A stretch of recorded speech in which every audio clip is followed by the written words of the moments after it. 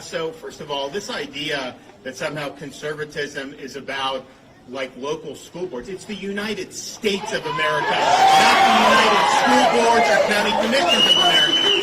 So the states are the primary vehicles to protect people's freedoms, their health, their safety, their welfare in our constitutional system. What Biden is doing is not constitutional.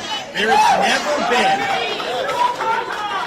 has never been a federal vaccine mandate imposed on the general public. I hear people talk about, they do things in the military. Yeah, when I was in the military, they used to give me all kind of stuff. Honestly, I wish I would have thought a little bit, but I mean, whatever it was.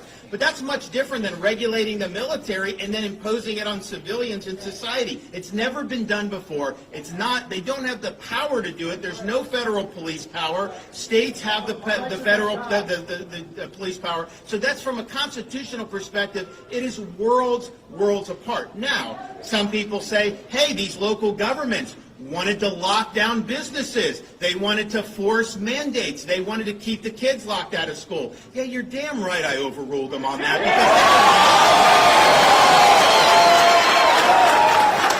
And the fact of the matter is, you don't have the right to do wrong. And if I had not stepped in last year and made sure that these local governments couldn't lock you down, couldn't mandate, we wouldn't let them fine. We had kids in school last year because of me, not because of them. And that's just the bottom line. And so people can say, is it the job of somebody that's elected to look out for the liberties of everyone in the state?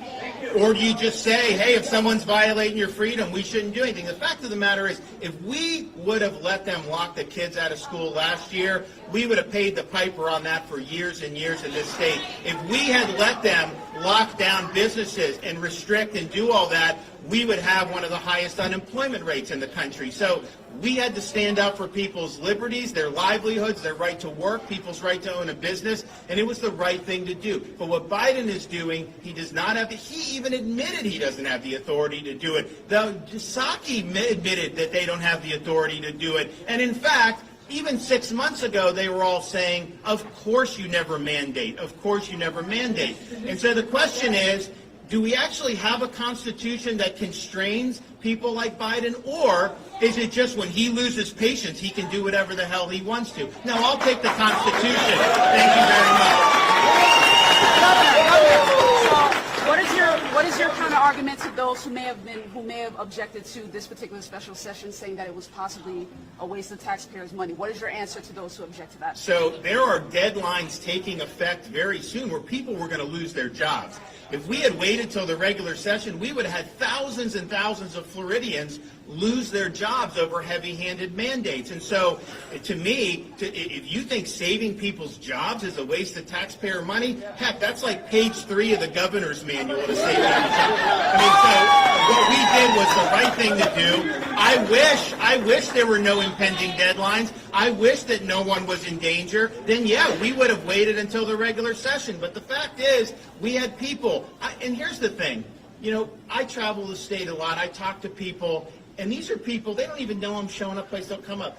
And I can tell you, for the last month and a half, the number one issue that I had people come up to me, and they're very quiet about it, almost apologetic, because, it doesn't fit the narrative to be concerned about these mandates and the way it is. And a lot of the folks aren't viewed sympathetically by people, certainly by like the CNNs of the world. They come up to me and they say, I've been working this whole time. I'm just worried. They say by December 4th, if I don't do this, I'm due. But here's what happened. And they tell me their situation. Most of them have already had COVID and have that. Others they don't think it's the right. So the bottom line is, I don't want them to lose their job. But that's what was going on. And so, we could have, I could have very easily just said, hey, it's all Biden's fault. They said companies are doing it. It's private. It's not me. I'm not personally mandating it on anyone. So whatever. I could have washed my hands of it and said, you know what? It's their fault or their fault. But that's not leadership.